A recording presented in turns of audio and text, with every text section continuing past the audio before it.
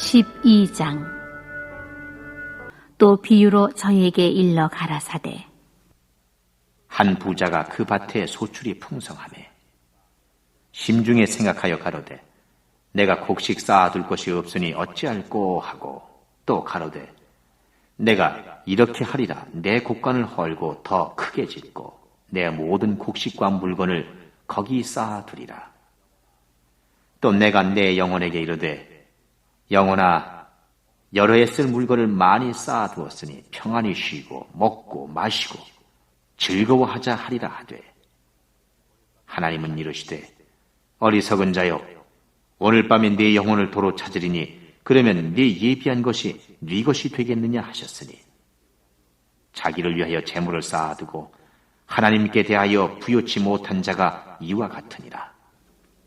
어떤 농부가 그의 많은 수확을 거두게 되었습니다. 현재 가지고 있는 그 곡간으로는 다 채울 수가 없었어요. 그래서 곡간을 더 만들어서 그 곡식들을 가득 쌓은 후에 자신을 위해서 잔치를 하며 즐거워합니다. 오늘 본문 19절에 보니까 또 내가 내 영혼에게 이르되 영혼아 여러 해 쓸 물건을 많이 쌓아두었으니 평안히 쉬고 먹고 마시고 즐거워하자. 이 부한농부는 남들보다 더 열심히 땀을 흘리면서 일을 했을 거예요. 또 자기 꿈을 이룬 사람이요 자신의 기업을 성공한 사람이라고 말할 수가 있습니다. 그런데 그날 밤 하나님께서 이렇게 말씀을 하셔요. 우리가 잘 알죠? 뭐라고요? 어리석은 자요. 20절. 오늘 밤에 내 영혼을 도로 찾으리니 그러면 내 준비한 것이 누구의 것이 되겠느냐.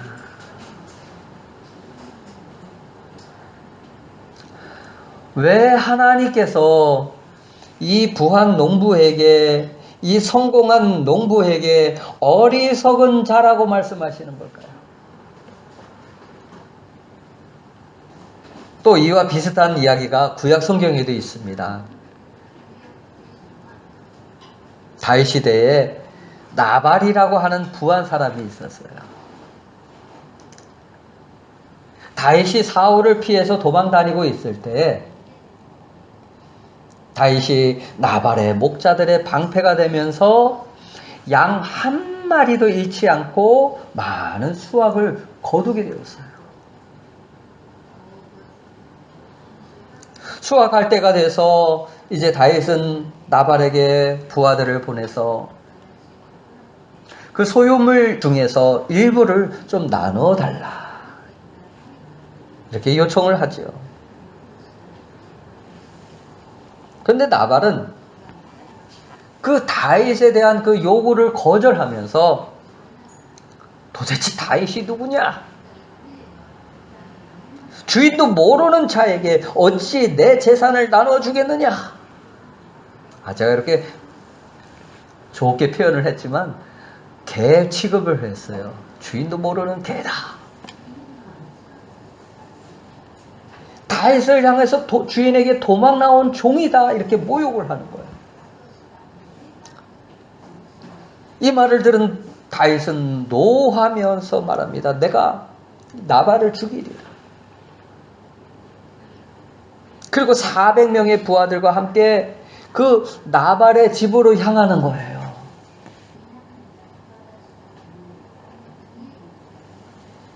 그러나 이 사실을 알지 못하는 나발은 풍성한 그 수확으로 인해서 자신을 위해 왕궁에서나 있을 법한 그러한 큰 잔치를 배설하면서 기뻐하는 거예요. 누구를 위해서? 자신을 위해서. 역시 나는 복 있는 사람이야. 올해는 최고의 해야. 이게 다 내가 잘해서 그런 것이지. 지금 죽음의 그림자가 가까이 다가오고 있는데 나발은 어리석게도 알지 못하는 거예요. 조금만 생각을 해보면요, 지금 나발이 이렇게 많은 수확을 얻을 수 있었던 것은 누군가가 원수로부터 양들을 보호해 주었기 때문에 수확을 할 수가 있었던 거예요.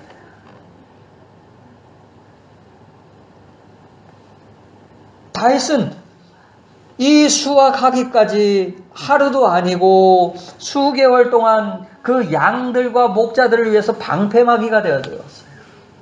울타리가 되어주었어요.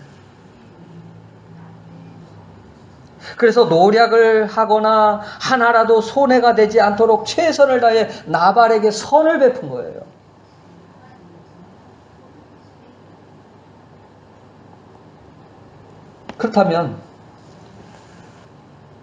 그런데 나발의 부인이 이 소식을 듣고 얼른 음식을 준비해서 다윗을 맞이하지 않았다면은 그날 밤 나발은 다윗에게 죽임을 당했는지도 몰라요. 그러나 그 소위가 괘씸해서 하나님이 나발을 치신 후 10일 후에 어떻게 되냐면 죽게 돼요.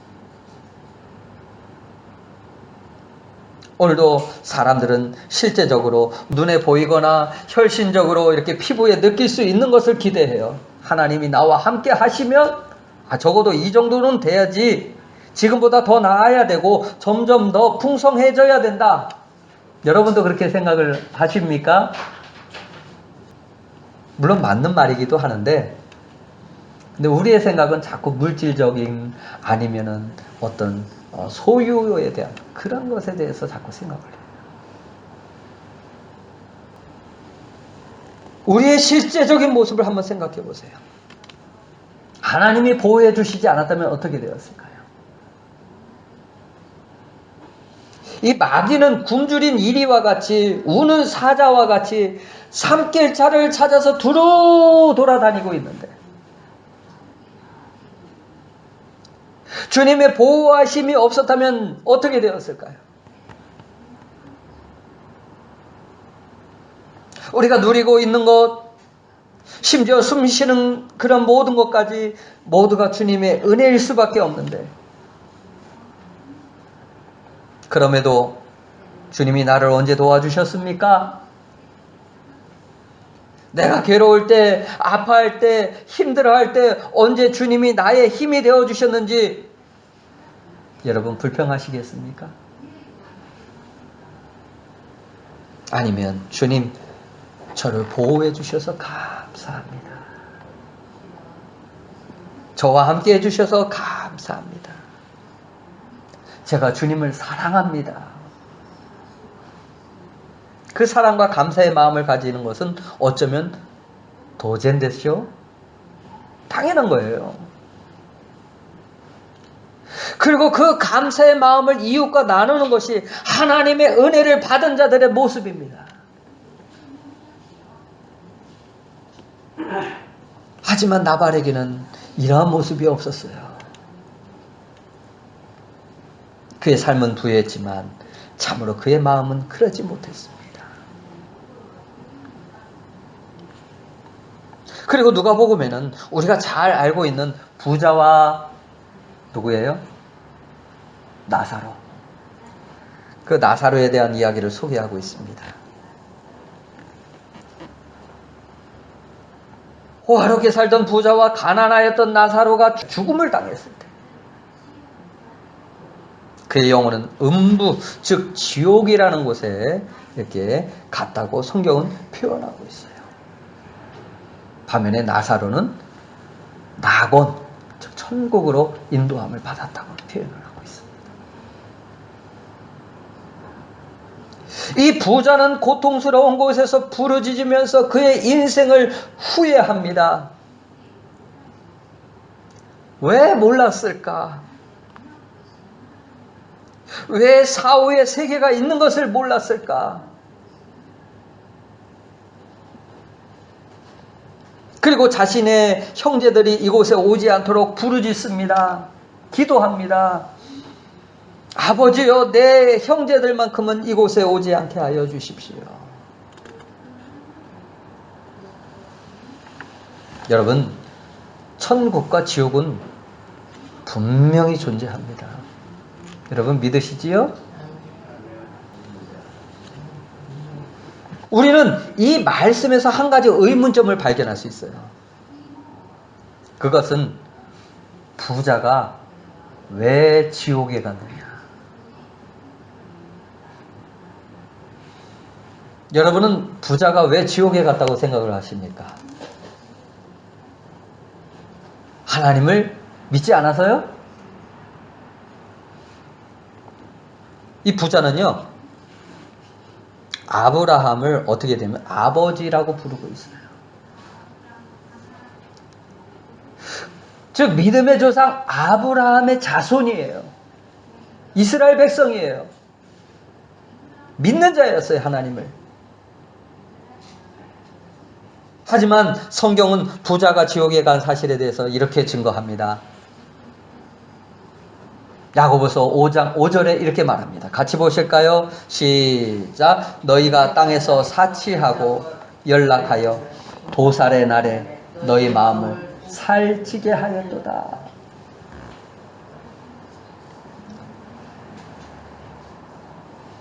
돼지를 키울 때 기억이 날 거예요. 제가 한번 얘기한 적이 있으니까.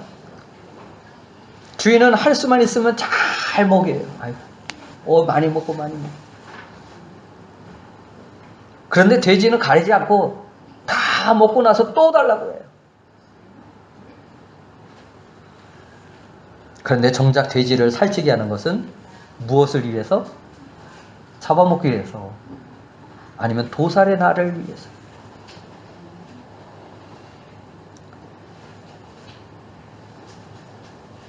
하지만 부자는 자기 자신의 안정과 즐거움만을 위해서 자신의 마음을 살찌게 합니다. 자신의 마음을 살찌게 합니다. 이 마음을 살찌게 하였다는 것은 그 마음에 하나님의 도우심과 인도하심을 필요로 하지도 않았다는 거예요. 하나님의 도우심이 아니라 자신의 힘으로 살아가려고 하는 것을 말해요. 그러니까 그 중심의 기준이 뭐예요? 살찌워야 되는데 누구로 살찌워야 되냐면 하나님으로 살을 찌워야 되는데 그 마음에 무엇으로? 자신으로. 온통 자신으로 채워진 사람을 부요한 자라고 성경을 말하고 있는 거예요. 욕심으로 채우고 정욕으로 채우고 하는 것을 말해요.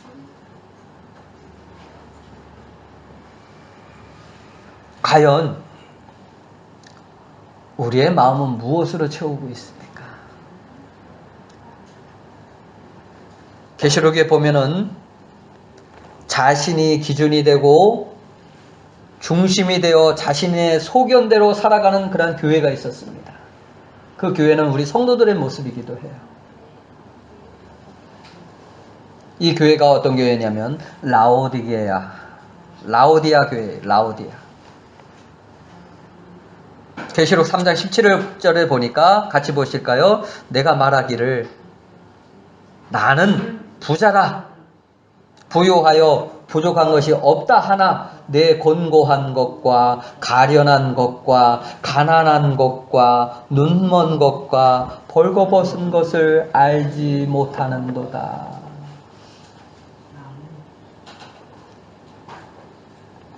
부자는 보기에 부한 자 같지만 실상은 믿음으로 채워지지 않은 가난한 자로 영적인 무관심의 죄를 범하였기 때문에 지옥에 갑니다. 그 말은 우리도 하나님에 대해서 부한 자, 영적인 무관심한 자가 되면 어떻게 된다고요? 지옥에 갈 수 있다. 하나님을 중심에 두지 않고 세상의 욕심에 욕망에 이끌렸기 때문에 지옥에 간 거예요.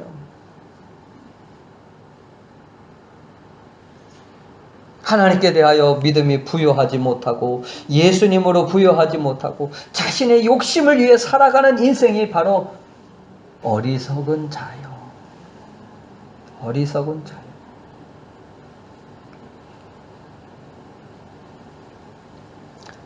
자신을 위해서는 모든 것을 아낌없이 투자하며 사치하였지만 자신의 영혼을 위해서는 아무것도 준비하지 않았고, 이것이 문제였어요. 그래서 예수님이 이렇게 말씀합니다. 부자가 천국에 들어가기가, 그 다음에 뭐예요? 나기가 바늘기로 들어가는 것보다 어렵다. 그렇다고 부자는 다 지옥 간다는 말이 아니에요. 이 성경에서 말하는 부자는 재물이 많고 적으냐를 말하는 것이 아니에요.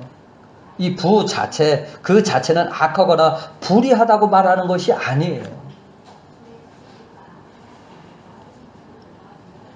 인생을 살기 위해서 곡식도 필요하고, 그 곡식을 쌓아놓을 곡간도 필요해요. 물질도 필요해요.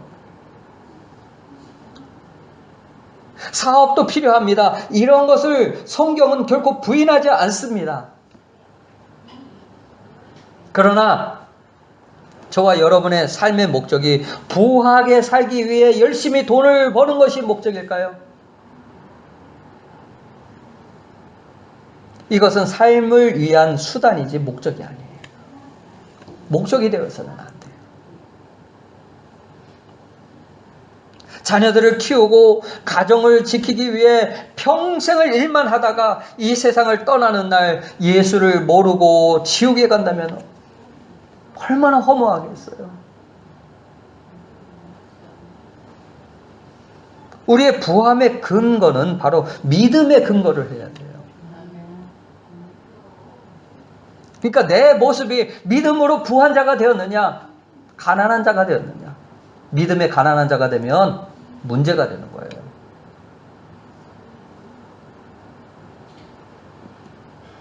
믿음에 부하지 못하면 온통 자신의 생각과 기준으로 가득하게 될 뿐입니다.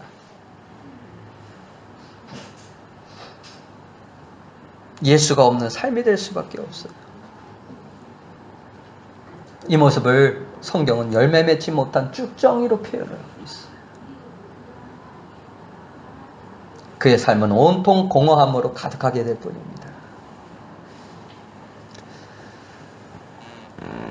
사랑하는 여러분, 우리의 생명은 누구의 것이라고 생각을 하십니까?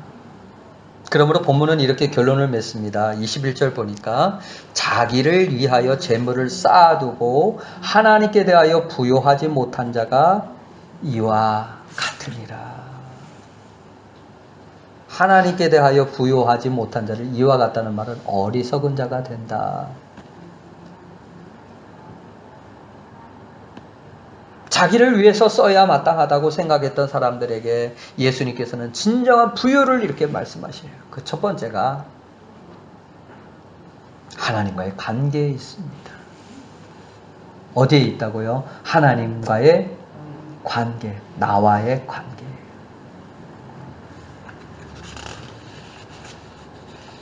인생의 목적이 무엇인가를 그리스도 안에서 바르게 발견하고 그 목적을 세우고 그 목적을 향해서 나아가는 사람은 진정한 의미에서 참으로 부유한 사람이 될 수 있습니다. 하나님이 내게 주신 재능, 하나님이 내게 주신 모든 것을 하나님을 위해서 어떻게 사용해야 할 것인가 발견할 수 있는 사람이 부유한 사람이 될 수 있어요. 자신의 가치와 기준, 그리고 그 중심이 항상 예수님께 있는 사람이 부유한 사람이 될 수 있어요.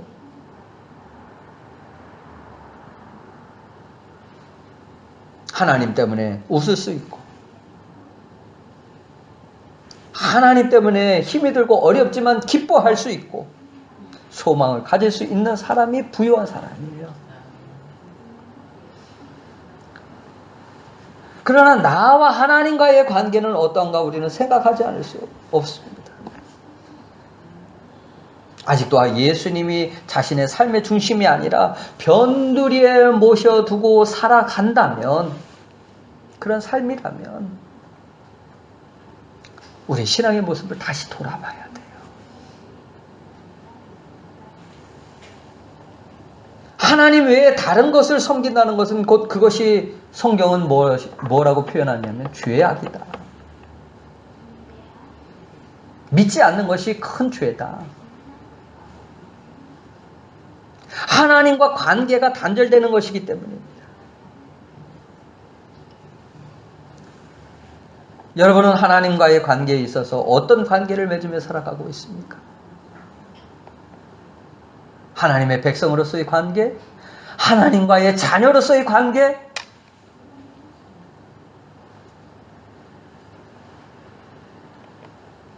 그런 것이 아니라면 하나님은 있으나 마나 내가 필요할 때 구하고 필요 없으면 내려놓는 그런 관계가 되면 안 됩니다. 삶의 주인이신 하나님을 중심에 모시지 않고 단지 먹고 살기 위해서 또 혹은 취미생활을 위해서 세상의 수많은 경쟁 속에 바쁘게 살다 보니까 하나님은 점점 내 마음 가운데서 변두리로 밀려나고 있는 그런 상황이 여러분 삶 가운데 계속되고 있지는 않습니까? 여러분, 우리의 영혼이 빈핍하여 메말라 있음을 느끼지 못하는 그러한 부자가 되면 안 돼요. 하나님의 올바른 관계의 부를 만들어 가십시다. 두 번째로, 진정한 부는 아까는 하나님과의 관계에 있다고 말씀을 드렸다면, 두 번째 부는 믿음에 있습니다. 성경 야고보서 2장 5절에는 이렇게 말씀합니다. 같이 보시겠습니다. 하나님이 세상에 대하여는 가난한 자를 택하사 믿음에 부요하게 하시고. 세상에는 조금 못 살아도 괜찮아요. 또 하나님이 주신 은혜 가운데 감사하며 살면 돼요. 근데 우리의 삶에는 하나님께도 믿음의 부유한 자로 살아갈 수 있어야 돼요. 그 7교회 중에, 계시록에 보면 7교회 중에 서머나 교회 이야기가 나와요. 서머나 이 도시라는 곳은 아주 번영했고 풍요로웠고 찬란했지만은 이 서머나 교회는 너무나도 가난했어요. 고통을 받고 있었고 또 핍박을 받는 그러한 교회였습니다. 서머나 교회 성도들은 예수 그리스도를 믿는다는 이유로 사회 활동도 규제받고요, 경제 활동에도 많은 제약을 받았어요. 그런가 하면은 때로는 불량한 사람들이 힘없는 성도들을 괴롭히고 약탈을 해갑니다. 때문에 그 큰 어려움에 더 처했는지도 몰라요. 그럴지라도 서머나 교회의 성도들의 대표적인 모습은 믿음을 지킵니다. 믿음을 지킵니다. 예수님 오신 지 얼마 안 된 주후 155년에 서머나 교회의 감독인 이 폴리갑이라는 그 순교 얘기가 참 유명해요. 한번 제가 설교로 또 했습니다. 폴리갑은 이 사도 요한의 제자거든요. 원형 경기장에 모인 수많은 군중들이 이 폴리갑을, 그 서머나 교회 지도자인 그 폴리갑을 죽이라고 외칩니다. 그때 서머나 총독이 그 폴리갑에게 이렇게 말을 해요. 로마 황제에게 제사를 드리고 그에게 경배해라. 그리고 예수 그리스도를 저주하면, 안 믿겠다고 하면 살려주겠다.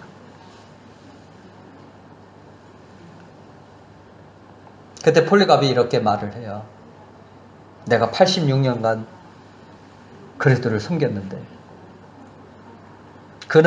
그분은 단 한 번도 내게 섭섭하게 하신 적이 없습니다. 그런데 내가 어찌 나의 왕이신 주님을 욕하고 부인할 수 있겠습니까? 당신은 나를 잠시 타다가 꺼져버릴 불로 유혹하고 있지만 그것은 영원한 형벌과 심판을 모르기 때문입니다. 내 몸을 순교자의 반열과 그리스도의 고난에 참여할 수 있도록 하신 것을 저는 그저 감사할 뿐입니다. 그리고 순교를 당합니다. 이 서머나 교회 교인들은 생명을 위협하는 그런 상황 속에서도 죄와 타협하지 않았어요. 세상과 타협하지 않습니다. 우상과 타협하지 않았어요. 그들은 예수 그리스도만이 진정한 왕이라고 고백하며 주님만을 섬기기를 원했습니다. 가난에도 굴복하지 않았습니다. 믿음을 지켰습니다. 그래서 주님은 서머나 교회에 이렇게 말씀하십니다. 계시록 2장 9절 같이 보시겠습니다. 시작. 내가 내 환난과 궁핍을 알거니와 실상은 내가 부요한 자니라. 경제적으로는 가난했을지라도 실상은 영적으로 부유한 교회라는 거예요.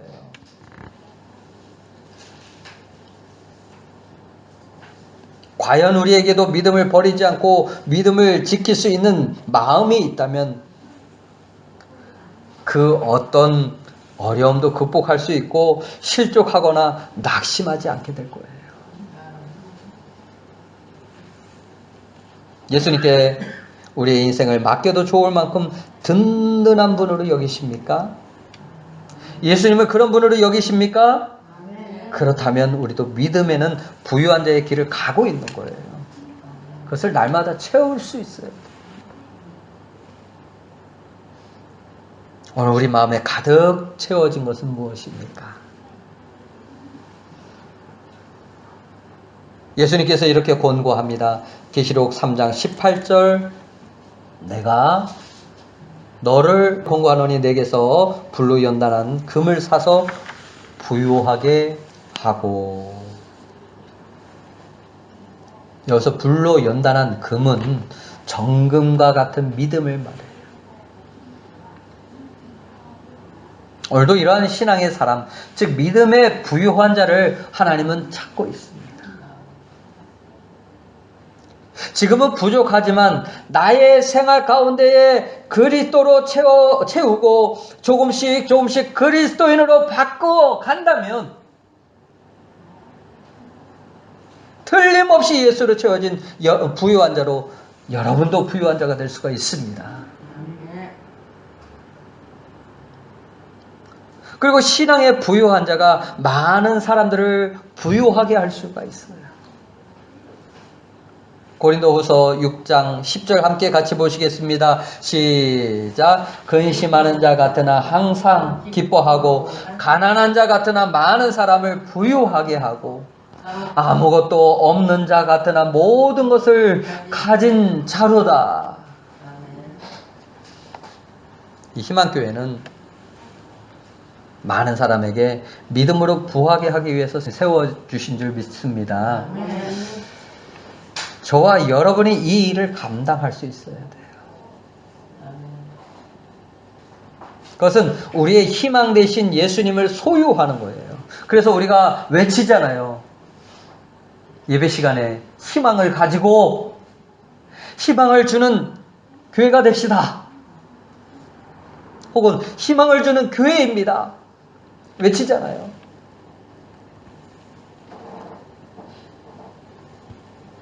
우리의 희망이 많으면 많을수록 우리도 이웃에게 희망을 줄 수 있게 돼요. 나에게 희망이 없다면 나눠줄 희망조차도 없게 돼요.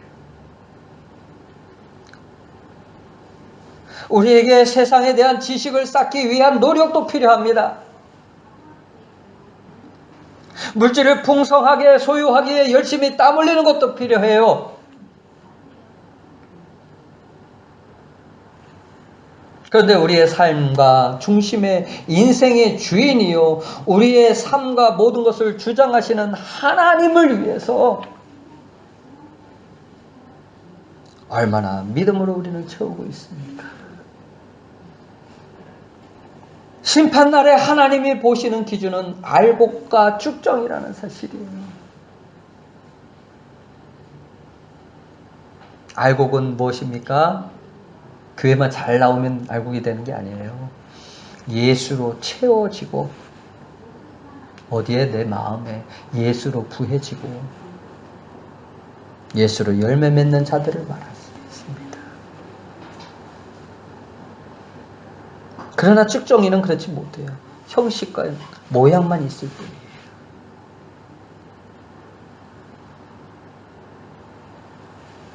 그러므로 우리의 신앙이 부유해지는 것은 그 무엇보다도 중요합니다.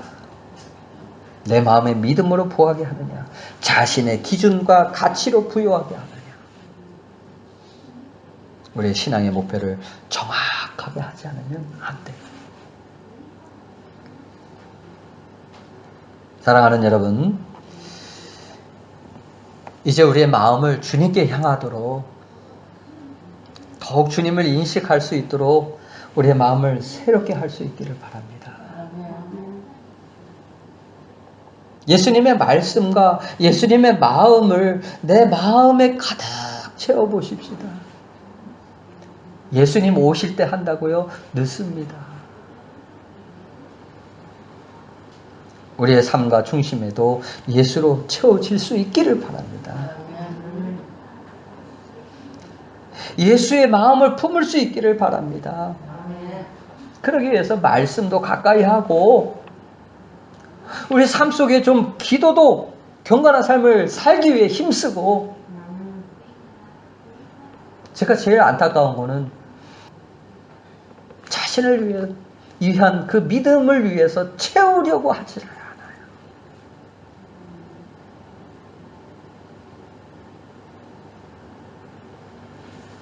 문제는 우리의 결단입니다. 더 이상 우리의 영혼이 곤고한 것과 가련한 것과 가난한 것과 눈먼 것과 벌거벗은 것을 알지 못하면 그것처럼 큰 낭패는 없을 거예요. 다른 분이 그런 게 아니라 내가 그럴 수 있다는 거예요. 우리는 영혼의 때를 위해서, 우리의 믿음과 성장을 위해서 이제는 힘써야 할 때입니다. 우리 잘못된 습관들을 이제는 바꿔야 할 때예요. 그래서 믿음에는 부요한 자들이 되어 재림의 주를 맞이하기에 부족함이 없도록 잘 준비된 저와 여러분이 다 되시기를 예수님의 이름으로 축원합니다. 우리 함께 같이 기도하시겠습니다. 기도하실 때 오늘 예수님으로 부요한 자가 되어지게 하여 주시옵소서. 예수님으로 채워진 자가 되어지게 하여 주시옵소서. 아직까지 나에게 메마르고 빈핍한 또 아버지 하나님의 그런 모습들이 있음에도 알지 못하고 있습니다. 주님, 저의 심령이 예수를 바라보며 예수를 중심으로 살아가게 하여 주시옵소서. 우리 함께 같이 기도하시겠습니다. 하나님 아버지,